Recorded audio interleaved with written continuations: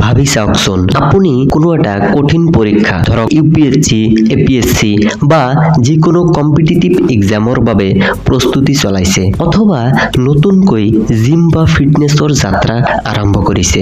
কিন্তু কিছুদিন পিছতেই অলপ ভাগৰ লাগিলেই বা অলপ কষ্ট হ'লেই মনলৈ এটা ভাৱ আহে, আৰু নোৱাৰিম, মোৰ দ্বাৰা নহ'ব। আমি প্ৰায় এই লক্ষ্যত উপনীত হোৱাৰ আগেয়ে হাৰ মানি লওঁ, নহয়নে? আজি আমি এনে এজন মানুহৰ বিষয়ে কথা পাতিম যিয়ে নিজৰ জীৱনত হাৰ মনা শব্দটোকে মচি পেলাইছিল। তেওঁ হৈছে ডেভিড গগিন্স। এসময়ত অত্যাধিক ওজন, মানসিক হতাশা আৰু জীৱনৰ চৰম দৰিদ্ৰতাৰ সৈতে যুঁজি থকা এজন সাধাৰণ যুৱক কেনেকৈ কেৱল মানসিক দৃঢ়তাৰ বলত বিশ্বৰ অন্যতম কঠিন সামৰিক প্ৰশিক্ষণ US নেভি চিল উত্তীৰ্ণ হ'ল আৰু এজন আল্ট্ৰা এণ্ডুৰেন্স এথলীট হৈ পৰিল, সেই যাত্ৰাই আপোনাক আচৰিত কৰিব। তেওঁৰ সৰু কালছোৱা চৰম পাৰিবাৰিক অশান্তি, নিৰ্যাতন আৰু দাৰিদ্ৰৰ মাজত অতিবাহিত হৈছিল। কিন্তু সেই অতীতক তেওঁ নিজৰ দুৰ্বলতা হ'বলৈ নিদিলে, বৰঞ্চ তাক এক শক্তিলৈ ৰূপান্তৰ কৰিলে।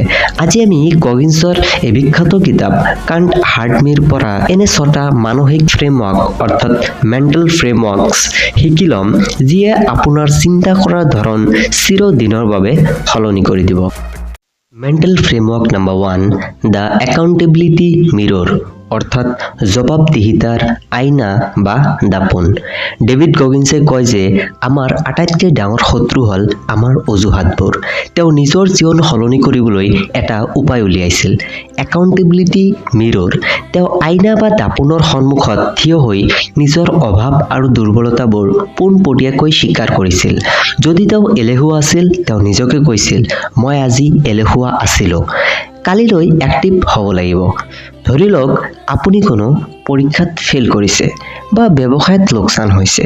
আমি প্ৰায়ে ভাগ্যক বা পৰিস্থিতিক দোষ দিওঁ, কিন্তু এই পদ্ধতি অনুসৰি আপুনি আইনা বা দাপোনৰ সন্মুখত থিয় হৈ নিজক ক'ব লাগিব, মই কম পঢ়িছিলোঁ বা মই সঠিক পৰিকল্পনা কৰা নাছিলোঁ, সেইবাবেই মই বিফল হ'লোঁ।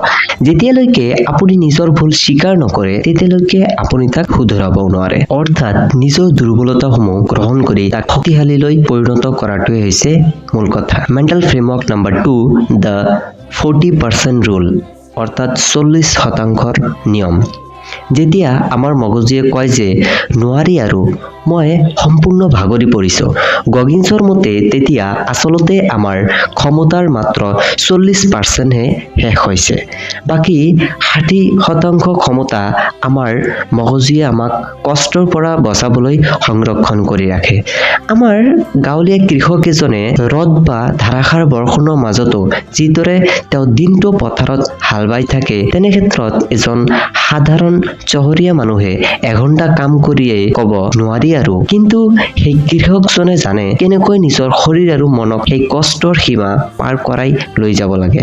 আমাৰ মগজুৱে আমাক আৰামৰ দিশলৈ টানি নিব বিচাৰে, কিন্তু সেই কমফৰ্ট জোন ভাঙি ওলাই অহাটোৱে হৈছে এই নিয়মৰ মূল ধাৰণা। ইয়াৰ বাবে যেতিয়া আপোনাৰ কোনো কাম কৰোঁতে হাৰ মানিবলৈ মন যাব, তেতিয়া আৰু অতিৰিক্ত 5 মিনিট বা 5% কাম বেছিকৈ কৰিবলৈ নিজকে বাধ্য কৰাওক। লাহে লাহে এই সীমা বাঢ়ি যাব। Mental framework number 3, closing the mind মনটোক শক্তিশালী কৰা। আমি সকলোৱে জানো যে কঠিন কাম কৰিলে বা কোৰ মাৰিলে হাতৰ তলুৱা খহটা হৈ পৰে, যাৰ ফলত পিছলৈ তাত বিষ নহয়। ঠিক তেনেদৰে গগিন্সে কয়, আমাৰ মনটোকো খহটা কৰিব লাগিব। আৰামপ্ৰিয় বা কমফৰ্টেবল জীৱনে আমাৰ মনটোক দুৰ্বল কৰি পেলায়। সেয়েহে আপুনিও যদি জীৱনত কিবা ডাঙৰ কৰিব খোজে, তেন্তে আপুনি টান পোৱা কামবোৰ, যেনে টান পোৱা বিষয়বোৰ প্ৰথমে পঢ়া আদি নিজে ইচ্ছাকৈ কৰিব লাগিব। ইয়াৰ বাবে আপুনি প্ৰতিদিনে অন্তত এটা এনেকুৱা কাম কৰক যিটো কৰিবলৈ আপোনাৰ আটাইতকৈ বেছি এলাহ লাগে বা টান লাগে। Mental framework number 4, the cookie jar method cookie jar পদ্ধতি।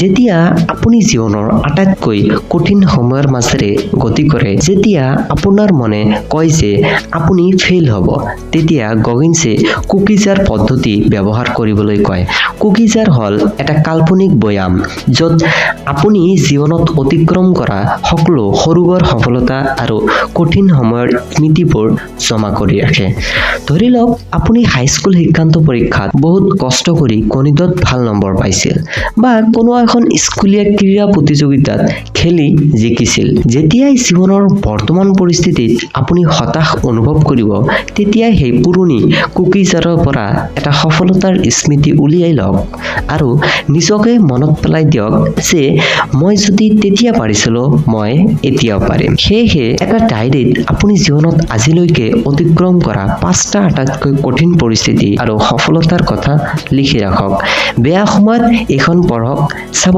এক বিশেষ শক্তি অনুভৱ কৰিব মেণ্টেল ফ্ৰেমৱৰ্ক নম্বৰ 5 টেকিং চলছ অৰ্থাৎ প্ৰতিযোগিতাক প্ৰেৰণা হিচাপে লোৱা টেকিং চলছ বা আত্মা কাঢ়ি লোৱা মানে কাৰোবাৰ ক্ষতি কৰা নহয় ইয়াৰ অৰ্থ হৈছে যিসকলে আপোনাক লৈ সন্দেহ কৰে বা যিসকল আপোনাৰ প্ৰতিযোগী তেওঁলোকৰ সন্মুখত নিজৰ শ্ৰেষ্ঠ প্ৰদৰ্শন কৰি তেওঁলোকক আচৰিত কৰি দিয়া আপোনাৰ কঠোৰ পৰিশ্ৰম দেখি যাতে প্ৰতিযোগীজনৰ মনোবল ভাঙি পৰে সেই পৰ্যায়লৈ নিজকে লৈ যোৱা ধৰি লওক আপোনাৰ গাঁৱৰ বা চুবুৰীৰ কোনোৱাই আপোনাক তাচ্ছিল্য কৰি কৈছিল যে আপোনাৰ দ্বাৰা একোই নহব আপুনি তেওঁলোকৰ সৈতে তৰ্ক কৰাৰ প্ৰয়োজন নাই বৰঞ্চ তেওঁলোকৰ সেই নেতিবাচক মন্তব্যক ইন্ধন বা ফিউল হিচাপে ব্যৱহাৰ কৰক ইমান টানকৈ বা নিষ্ঠাৰে কাম কৰক যাতে আপোনাৰ ৰিজাল্ট দেখি তেওঁলোকে নিজেই লাজ পায় অৰ্থাৎ আপোনাক উপহাস কৰা মানুহবোৰক উত্তৰ মুখৰে নহয় সফলতাৰে দিবলৈ সাজু হোৱাটোহে বুদ্ধিমত্তাৰ কাম সেয়েহে আপোনাক কৰা সমালোচনা বা অপমানত খং উঠি শক্তি নষ্ট হ'বলৈ নিদিব তাক নিজৰ কামৰ শক্তি বা এনাৰ্জিলৈ ৰূপান্তৰ কৰক finally mental framework number 6 embracing suffering as growth কষ্টক প্ৰগতিৰ মাধ্যম হিচাপে গ্ৰহণ কৰা গগিন্সে বিশ্বাস কৰে যে জীৱনত আচল শিক্ষা আৰু বৃদ্ধি কেৱল কষ্ট বা ছাফাৰিঙৰ মাজতহে পোৱা যায় যেতিয়া আমি শান্তিপূৰ্ণ আৰু সহজ জীৱন যাপন কৰোঁ আমাৰ বিকাশ থমকি ৰয় কষ্টই আমাক ভাঙি পেলাব নোৱাৰে যদিহে আমি তাক এক প্ৰশিক্ষণ হিচাপে গ্ৰহণ কৰোঁ আমাৰ অসমৰ বীৰ লাচিত বৰফুকনৰ কথাই ভাবকচোন গড় নিৰ্মাণৰ সেই চৰম সংকটপূৰ্ণ আৰু কঠিন সময়ত যদি তেওঁলোকে কষ্টক ভয় কৰিলেহেঁতেন তেন্তে ইতিহাস কেতিয়াও সৃষ্টি নহলহেঁতেন জীৱনৰ সংগ্ৰামবোৰ হল একোটা সুযোগ যিয়ে আমাক এজন শক্তিশালী মানুহ হিচাপে গঢ়ি তোলে আপোনাৰ জীৱন